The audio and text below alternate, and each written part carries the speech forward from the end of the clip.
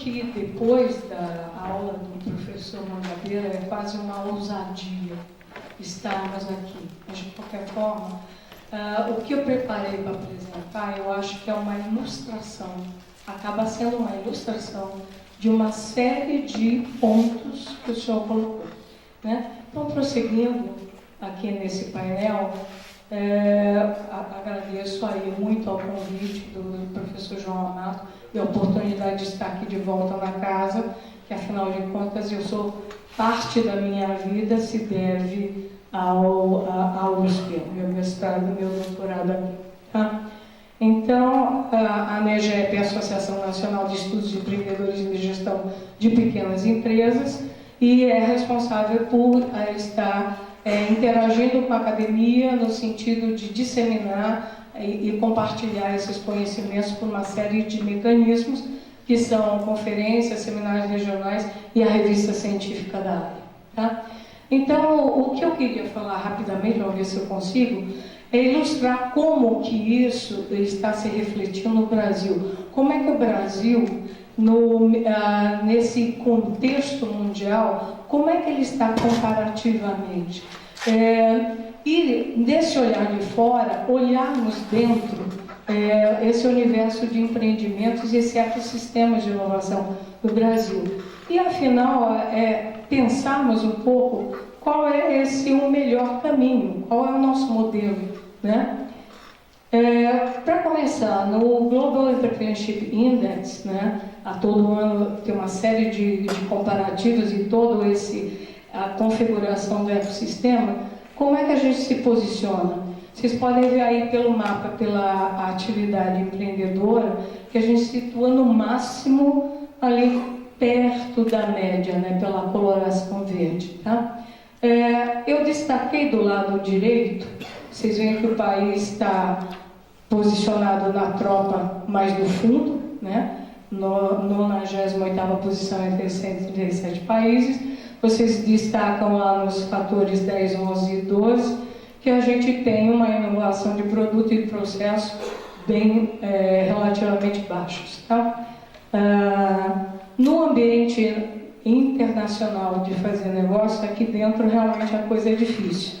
A gente está se posicionando aí entre 190 na posição 125, ou seja, a gente tem uma série de gargalos, uma série de mazelas que nós já conhecemos, mas que nós precisamos tratar. Caso contrário, no way da gente poder avançar. Então, vocês veem aí, não são nem as condições relativas à inovação, à sociedade de conhecimento, realmente são passos que nos amarram, desde o pagamento de impostos elevados, o quanto se gasta de energia e de tempo para isso, a dificuldade de se obter uma série de permissões, enfim.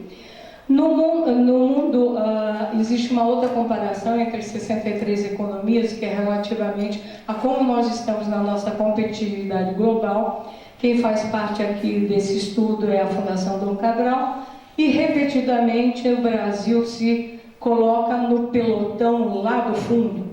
Veja que nesse ano 2018, a gente só conseguiu superar a Croácia e Mongólia. Ou seja, estamos muito mal e num processo, o que é pior, de involução. Tá? Então, quando a gente destaca comparativos relativamente à inovação, a ecossistemas de inovação, a nossa posição ela fica bem assim no pelotão intermediário, tem uma série de condições que nos restringem, que são nossos gargalos. Então, a gente pode ver que temos desde o aspecto da infraestrutura global, né, ali do lado esquerdo, quando existe um pilar, que é esse do lado esquerdo, que são, afinal, o que a gente consegue gerar criativamente ou de inovação com todas as condições que a gente tem. Então, a gente percebe que a gente está numa posição bem desfavorável, 78 entre muitos países, tá? Apesar de que no ambiente já existe uma certa sofisticação de mercado, uma série de condições para isso, tá? Aqui são métricas de qualidade de inovação. O Brasil está na parte de baixo, entre os países de economia média, né? E vocês percebem que essa barra de 3 cores, ela destaca, a partezinha azul é a que tem relativamente a nossa posição com relação a patentes ou geração de coisas realmente novas. Vocês veem que fica quase imperceptível, né? Ou seja, nesse estudo se destaca que realmente os grandes clusters, ou seja, as grandes ínsulas, né, de inovação, estão nos países mais avançados. Entre os 100 aparece Brasil, Índia, etc., mas lá uma posição bastante desprivilegiada. Aqui é um material que é da própria Secretaria Especial de Micro e Pequena Empresa e que destaca e ilustra bem o que o professor Mangabeira nos disse. Quer dizer, você tem um imenso pelotão de pequenos, desde os informais, as pequenas empresas, os microempresários individuais, e só lá no ápice é que você começa a ter empresas ou empreendimentos que sejam com uma melhor condição de competir, com melhor condição de serem intensivas em conhecimento. Tá? Então, só lá... Como é que você precisaria para fazer com que esse universo gigante, né, que são milhões e milhões de pequenos empresários, etc., para canalizar essa energia produtiva e inovadora? Uma série de inputs precisam ser dados. E quando se olha o universo de empresas no Brasil, existe esse site muito interessante, que é atualizado online, com todas as informações oficiais. Essas são informações de 2 dias atrás. Então, o universo é um universo gigante, de 21 milhões de pequenos empreendimentos. Mas vejam, quando se destacam lá, quando você vai nas estatísticas, realmente são pequenos negócios tradicionais, não inovadores, não acrescentam realmente grande coisa na balança, sobretudo na balança de exportação que tem a ver com inovação. E aí vocês podem destacar lá atividades econômicas, etc. Acontece que nessa sociedade de conhecimento, para você ter empreendimentos intensivos de conhecimento, precisam que uma série de atores, uma série de condições, elas realmente atuem de tal forma que permitam que a gente avance, né? Então, tem uma série de condições que, por exemplo, o PRODEM, que é o Programa de Desenvolvimento Empreendedor, que é do professor Cucantes da Universidade General de Sarmiento, ele vem estudando uma série de condições e comparando esses ecossistemas numa série de pilares, Então, você percebe que tem vários pilares aí que nós precisamos atuar. No Brasil, esse ecossistema de inovação, ele foi, sobretudo, começando a ser impulsionado pelo papel de todo o governo a partir de 84.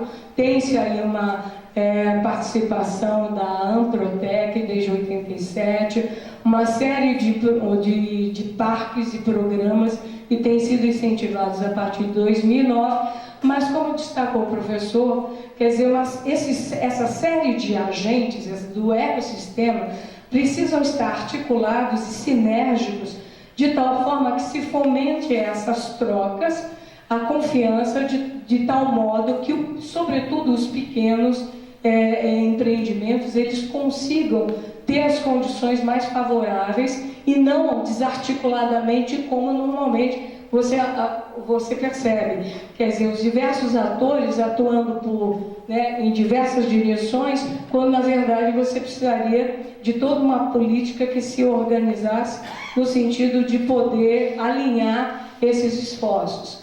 Quando você pega o mapa do Sistema Brasileiro de Inovação, isso aí da NUPEI, eu quero destacar que aqui na parte de baixo vocês começam a perceber que nessa trama de relações, nessa trama de trocas de informações, etc., as pequenas empresas, elas e organizações sociais, elas ficam mais à margem, né? Há uma necessidade de fazer com que elas tenham mais acesso e sejam mais centrais nessa rede e consigam se beneficiar de todo esse suporte desse esquema.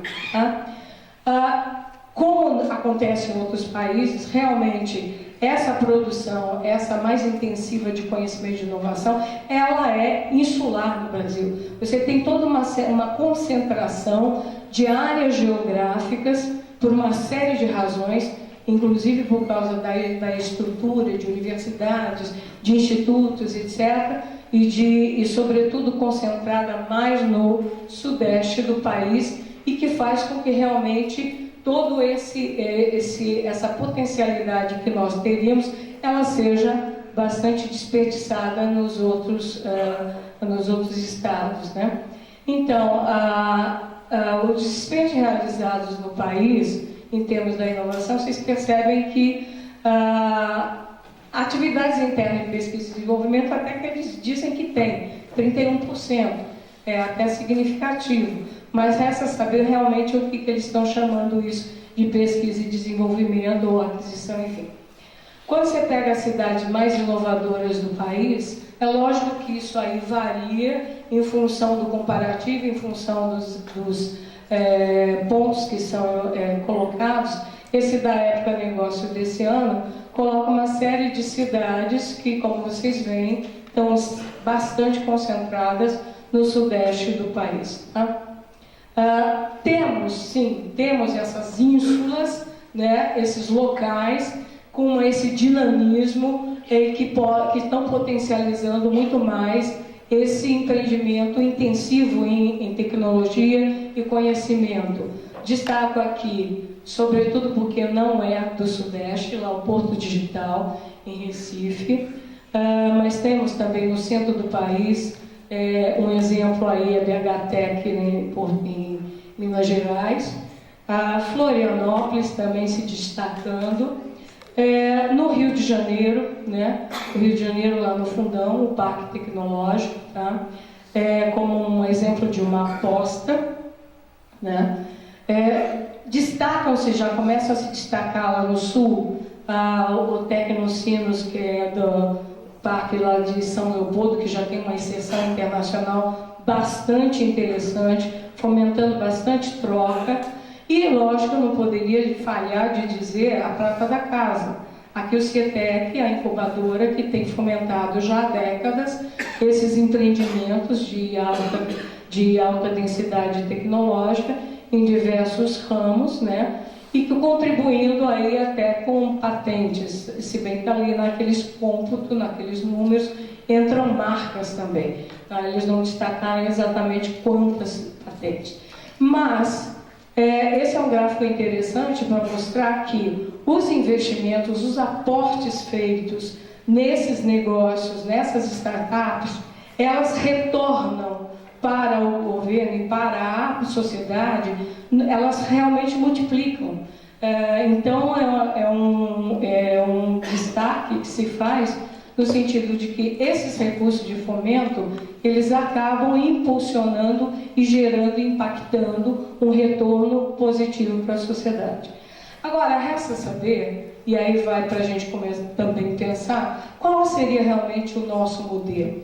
O nosso modelo e eu canso às vezes de me ver em situações que as pessoas repetidamente falam e tentam emular o Vale do Silício no país. E levando as pessoas a simplesmente pensarem que a gente pode replicar aqui todas as condições que que frutificaram dessa forma nos Estados Unidos. Ou a gente teria que pensar em outros modelos, como, um exemplo, o modelo alemão Mittelstand. Tá? Mas nessa fauna, ou seja, o modelo lá do Vale do Silício destaca essa perseguição para você gerar modelos escaláveis, de impacto, etc., que cheguem nos unicórnios. Acontece que a fauna dos empreendimentos, ela é muito mais ampla e vasta, e os unicórnios são talvez 1 em 1 milhão, né? Aqui na América Latina, a gente tem pouquíssimos exemplos de unicórnios. A gente pode falar do Mercado Livre, lá na Argentina, e quem sabe o pessoal já está destacando o Nubank, aqui no Brasil. Acontece que naquela curva do lado esquerdo, e esse aí é o material do professor Hugo Cantes, né, que eu referi, ele fala, existe uma série de empreendimentos que são dinâmicos também. Eles crescem em velocidades distintas, mas como eles têm um número muito grande, eles impactam na economia, impactam significativamente. Então, valeria a pena nós colocarmos os olhos também nesses outros empreendimentos, não simplesmente só nas gazelas ou nos unicórnios, mas os que crescem em outros ritmos, mas que também conseguem agregar em termos de impacto, em termos de agregação de conhecimento e tudo mais.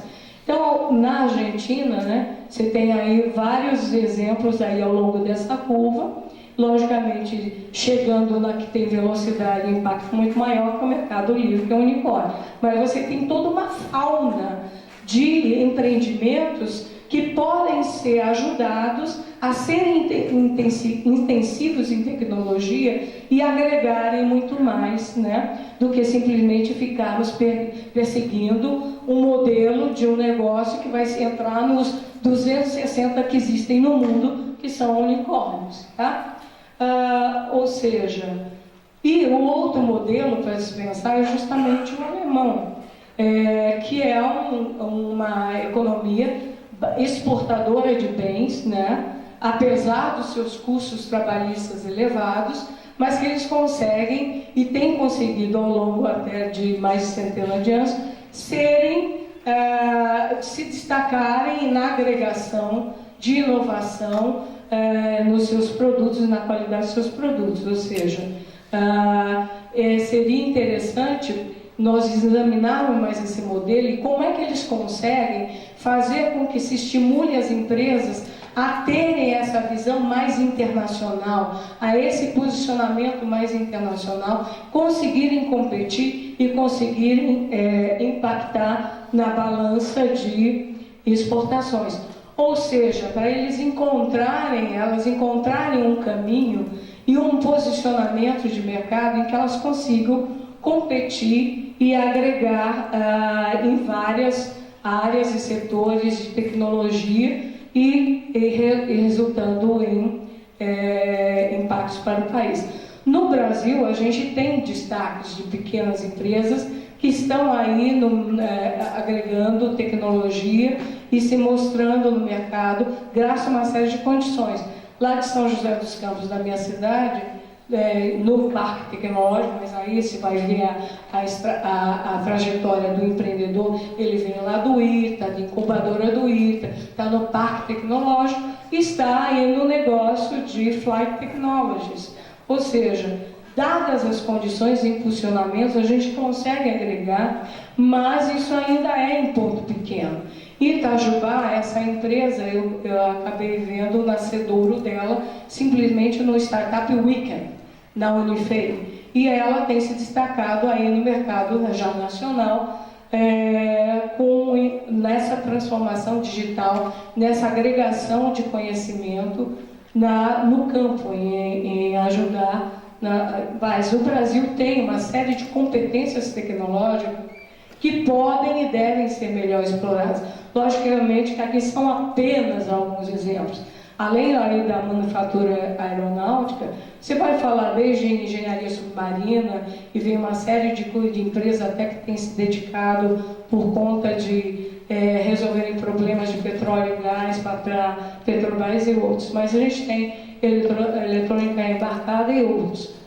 Mas o recado que eu queria dizer é o seguinte: há muita necessidade de nós mudarmos, de nós inovarmos, rompermos essa insularidade, como diz o professor Mangabeira, e a condição sine qua non para isso é realmente toda uma transformação da educação nas competências, né, as competências mais avançadas que empoderam e fazem com que a pessoa seja realmente um agente.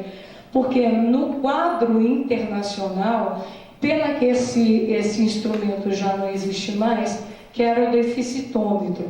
O deficitômetro tecnológico, ele atualizava em tempo real com os dados que se tinham da nossa pauta de importação e de exportação, dividido em setores por agregação de intensidade tecnológica, e que continuamente estava sinalizando, e sinaliza, a gente continua, né, nessa trajetória, de que nós somos altamente deficitários em exportação de produtos e serviços com intensidade pelo menos mediana e alta intensidade, né? Então, a força é muito grande e a gente continua, então, tendo que produzir commodities para pagar uma série de coisas importadas que tenham uma intensidade tecnológica agregada.